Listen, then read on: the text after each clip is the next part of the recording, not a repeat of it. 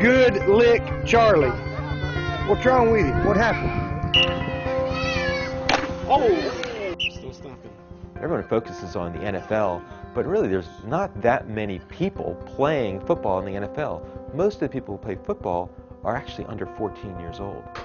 By now, we've all heard about the devastating mental and physical costs of playing professional football. But what about the hits players take long before they get to the NFL, or just the typical young athlete playing for fun? Physicians and researchers are now looking at the consequences of concussions in children, and what they're finding is troubling.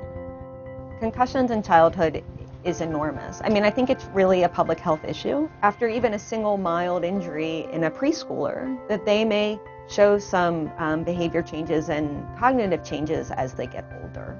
The truth is, we can't get a handle on the statistics, the number of concussions, because concussions are treated in so many different areas. But we think it's millions of concussions occurring each year.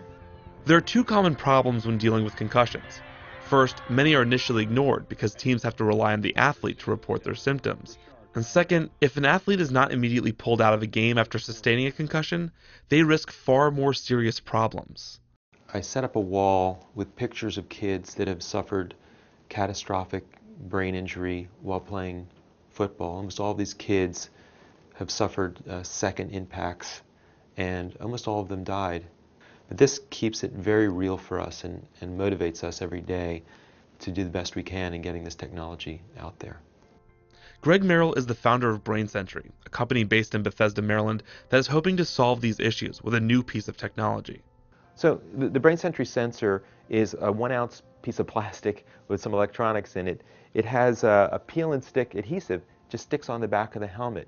What it's looking for is 3 different things. It's looking for the direction of the impact to the head.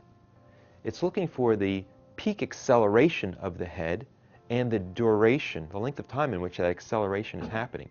When those 3 things line up just wrong, it turns on a bright red light on the back of the helmet. So now if you see a kid running in the field with a red light on their helmet, pull the kid to the sidelines and you can give them a standard concussion assessment. Essentially, Merrill is hoping to create a cheap and objective way to identify who has been exposed to a concussive hit. It won't prevent concussions, but it will force athletes to undergo an evaluation and hopefully avoid further damage.